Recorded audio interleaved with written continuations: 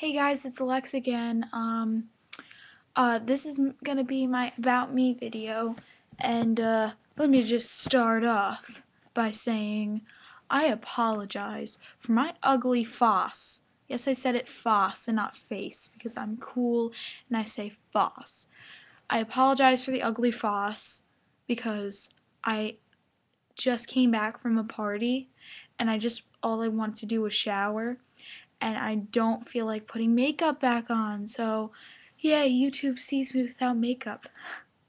But hooray for that. Hooray for ugly pride. Anyways, so now we got that out of the way. My name is Alexis, and I'd really prefer if you guys would refer to me as Lex because I really don't like the name Alexis. I think it sounds like an old person. I'm sorry if your name's Alexis. I just don't like the name for myself. It's just not fitting. And, you know, that's that. And I'm from Jersey. No, I don't fist pump. And look at me. I'm pale. I'm pale. Look, I'm pale. And I'm pale. So don't tell me that I roll around Doritos every day, because I don't. Ugh, I just hate when you talk to people that are not from New Jersey and they're like, oh, why aren't you tan? Why are you like Casper the Friendly Ghost? And I'm just like, excuse me, not all people roll around in Doritos all day. Like, ugh. I really hate Guido people. Anyway, so, in my About Me, I'm gonna be explaining like a lot of stuff about me involving music.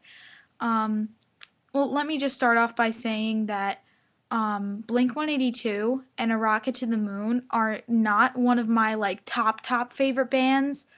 I just did them because nobody else was gonna do them. And I don't get me wrong, I do love the bands, but they're not like my favorite bands. So, somebody had to do them, so I was willing to do whatever it took for music's voice to be awesome. So I did A Rock to the Moon and Blink 182. I do have a strong love for them, so don't get me wrong or anything. Don't think I'm a hater, because I'm not. But anyway, so I could say my favorite band is obviously Never Shout Never, because I've been listening to him since Demo Schmemo and the Yippee.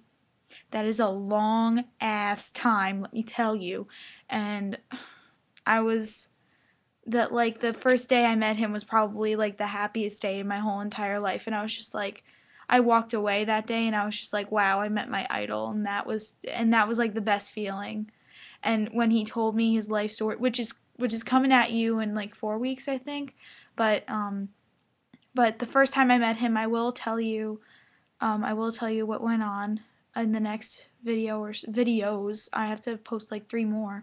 But so yeah, it really just struck me that I was just like, oh my god, I met one of my idols and I'm so happy. And I could have got hit by a bus and I would have died a happy woman because I met Christopher Drew Engel. But who knew I would have met him 2 more times. But anyway, so a little bit more about myself. Obviously I have brown hair and green eyes, and everybody makes fun of me because 2 reasons. One, I'm ugly and I look like a horse, and I was teased a lot in middle school because everybody said I look like a horse, and that's like one of my insecurities, I guess. Like I never feel pretty, and I don't want to like be like one of those complaining girls, so I'm going to stop talking about like my deep dark sad feelings, and I'm just going to focus on the happy from now on, okay? There, I'm done with my sad. All right. But there is something that I like truly love about myself, and it's kind of weird, but I'm going to try to show you guys. I don't really know, but I have a birth defect in my eye, and I don't know what the name of it is. If you know what the name of it is, please, by all means, comment below. Leave a comment because I want to know what the name of this is.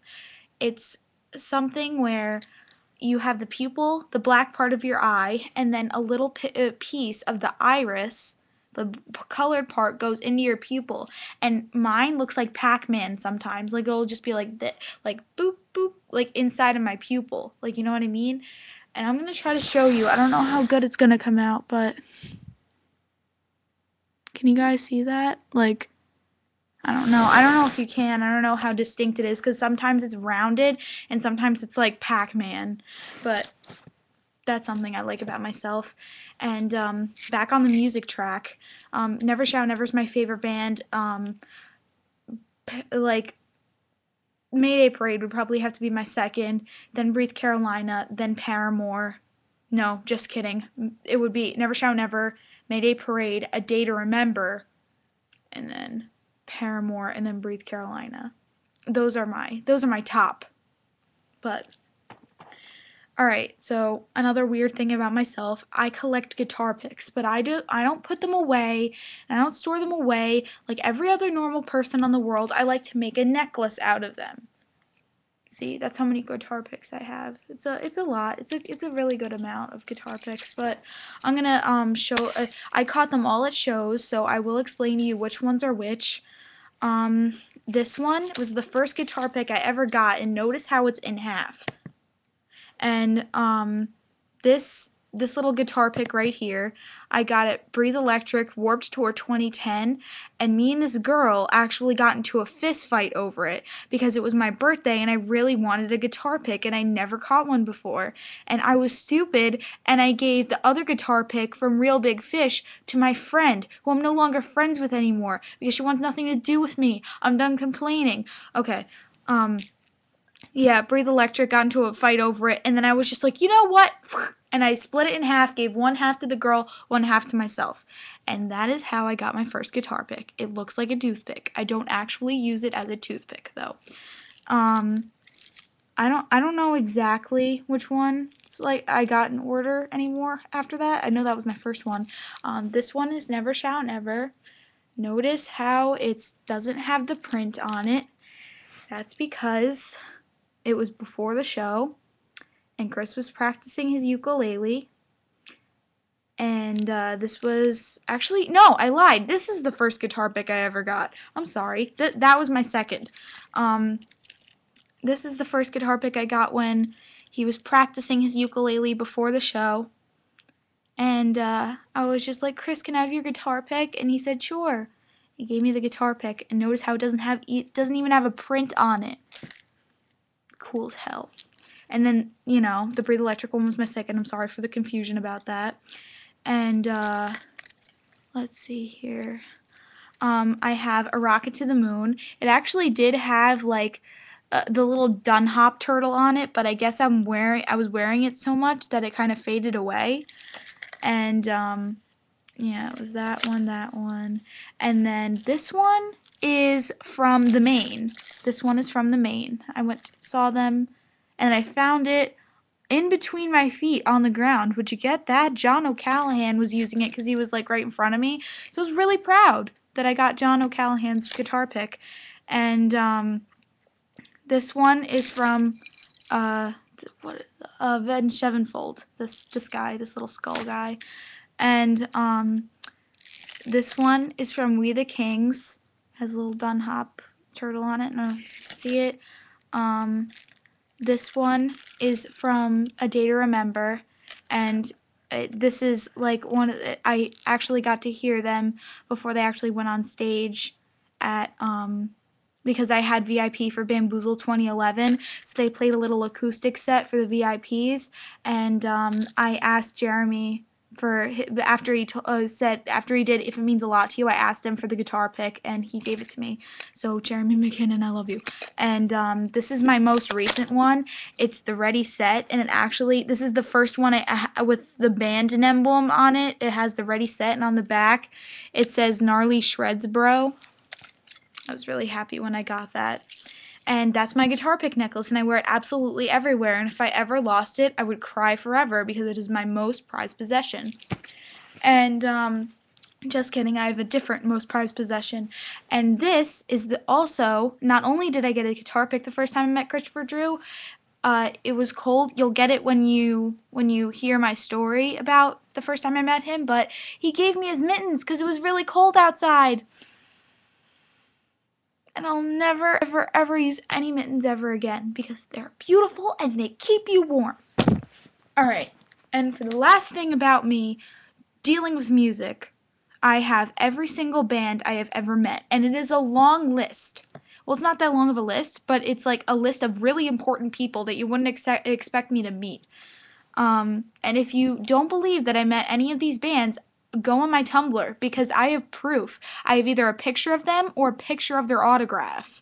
And if you don't believe me, I'll tell you the story of how I met them. I actually broke my rib trying to meet A Day to Remember, and I got in the front of the line, and it happened.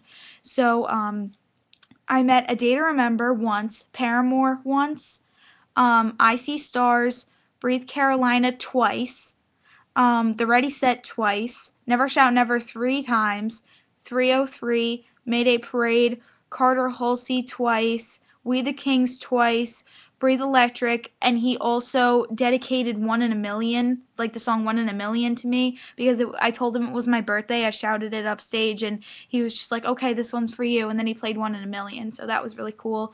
I also met A Rocket to the Moon, and I also met the Downtown Fiction, and I also met Forever the Sickest Kids.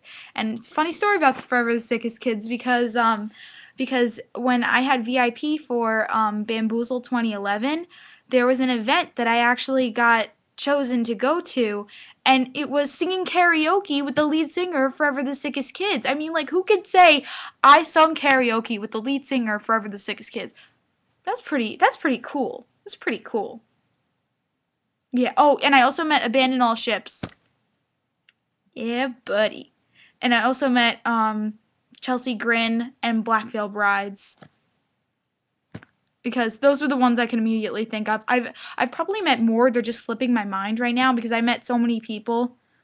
But okay, this is 11 minutes long. You're probably not even listening anymore. So please listen to my other video, like, view my other videos. I promise you won't be bored. I love you guys.